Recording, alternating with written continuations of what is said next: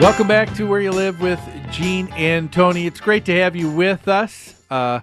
We are talking to Dan Greenstein of Bernick Lifson. If you're just joining us, we're talking about an article that was written called "A Funny Thing Happened on the Way to the Meeting," talking about some of the strange things that come up with rules and how associations and their boards can meet, and what prevents them from being able to meet. And we're talking to Dan, getting his thoughts.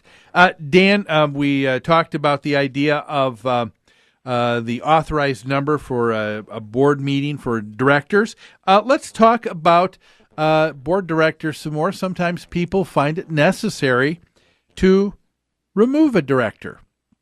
And most association documents, don't they generally take a majority of the members, not just board members, to be able to cast a ballot in favor of removal of someone who's serving on the board?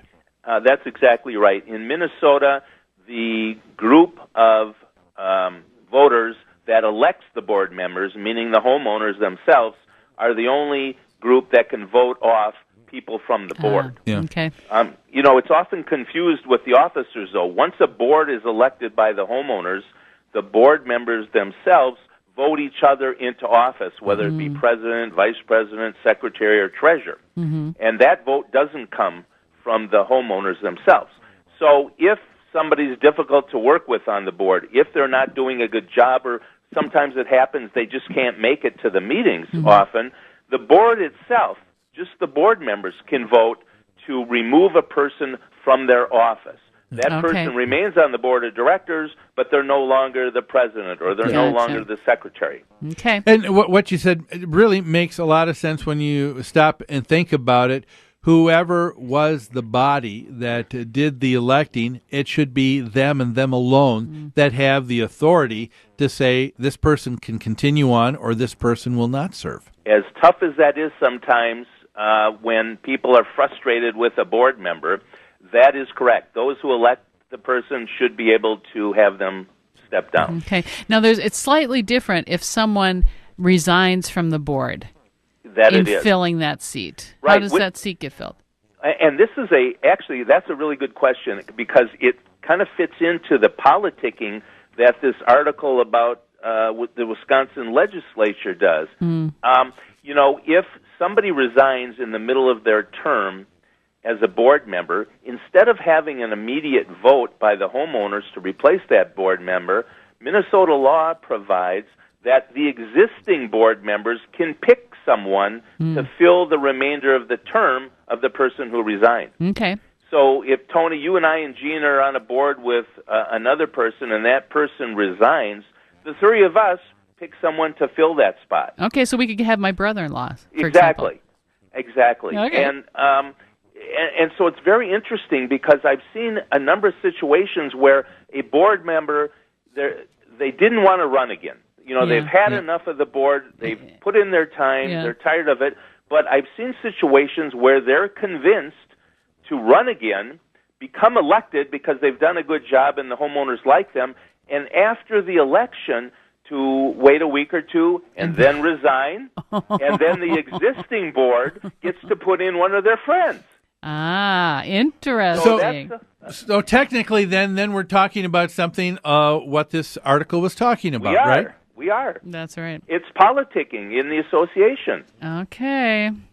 And that happens. Well, give me, is there another example? Is there anything else that comes to mind of politicking, either at its best or worst, I guess, depending on... I'll give you another idea of politicking, and that is oftentimes when associations are trying to pass a measure that's either controversial or perhaps they're trying to amend their declaration, which usually takes 67% of all of the owners in the association to approve. How do you get all those people to come out and get enough votes to pass the declaration amendment? That can be a real problem. It's a real problem. Yeah. So one manner of politicking is what I call the door-to-door committee. Okay. The people in favor of the amendment, the people that want everyone to vote and vote yes, go door to door with a handful of proxies. Sure.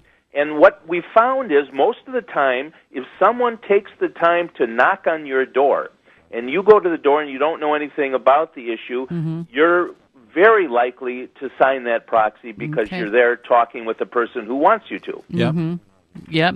So, and there's really nothing wrong with any of these maneuvers, if you will. Sure. Because the truth of the matter is, it's kind of our system working the way it's supposed to. If I feel strongly enough about an issue to go campaign for it, exactly, then I get to. If the opposing side would also campaign, then we'd have a true fight. That's but exactly right. If they just roll over, then I get my way. And part of that is to recognize that the board of directors are the representatives of all the homeowners. Yeah. If you don't like what their thought process or their position or how they're handling decisions for your association, run for that position or vote them off. That's right. Well, in the case that you talked about in trying to get something passed by a majority of homeowners, if in reality, if board members and others on a committee didn't do that, go door to door, you probably wouldn't get anything passed. Unfortunately, that's absolutely right, because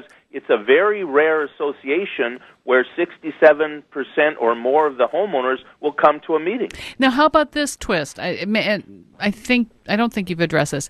If I'm on the board and I'm just trying to raise a quorum to even hold the meeting, I go knocking on doors. I can get proxies just for the quorum to hold the meeting, correct? Yes, you can. It doesn't necessarily have to be a proxy voting a specific way. That is correct. That is correct. But again, you're not going to, once you establish a quorum, you still are going to need a certain number of votes to pass whatever it is that's so being it's voted 67% of all the membership, not 67% of those present. On a declaration amendment, that's correct. Gotcha. Okay. Mm-hmm. Well, and let's also talk, there's been a little bit of a twist over the last few years with the legislature, too, making it a little bit easier because a number of times governing documents have stated to get something passed in a declaration, it took not only that percentage of homeowners, but it also said and mortgagees. Yeah, first mortgage holders. Yes, that's right. Talk about an impossible situation. Yeah. You're having a vote. Not only do you need 67% of your owners, but you often need 51% of the first mortgage holders of record. Yeah. So you're sending letters to U.S. Bank and Wells Fargo and all these large lenders, and they're not Joe's get mortgage that. company, who's actually no longer in business. Right. Yeah. And, we sold that loan 10 years ago. Yeah. We don't know what you're talking about. Yeah. Well, the good news is the legislature has now allowed, when you send these ballots to a mortgage company, you can word the ballot in such a way where no response is counted as a yes vote. Okay. So they get 60 days to respond. If they don't respond, bingo, you've got a yes vote. Okay. That's so helpful because it's impossible. The mortgage companies don't care. Exactly. Usually they don't care how many people are serving on your board or a lot of the very simple amendments that associations are tackling in order to function better.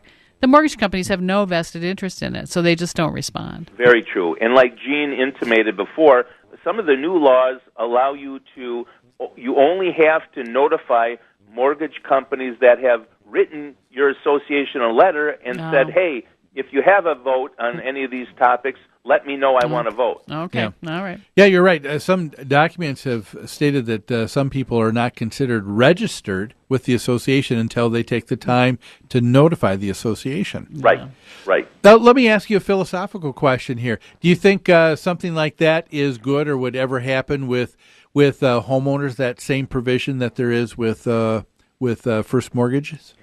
I don't think it'll ever happen, Gene, because the homeowners actually own the property. Remember, the lenders, they just have a mortgage and they have the property as collateral. Okay. The homeowners own the property. Most of them live in the property or they're collecting rents from the property. So they have an active role and an active concern to seeing what takes place. I would be a little afraid of a provision which allowed a board to send out a ballot to the homeowners And if no response is received, treat that as a yes vote. Yeah. I didn't think so either, but I just thought it'd be an interesting thing to see what you thought. Yeah, I think there would be a lot of I think we'd have a lot of warfare in our neighborhoods, actually, if that happened. Oh, man. Probably, yeah. Yep.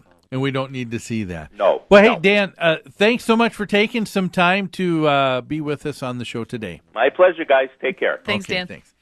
Folks, that's Dan Greenstein, an attorney with Bernick Lifson.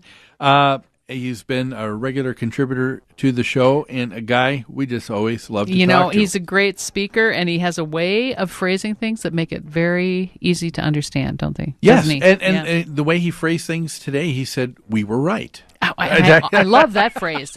Dan says that really well. Yes, he does. Yeah. Well, hey, folks, we need to take a break. When we come back, we're going to talk about a story out of Texas.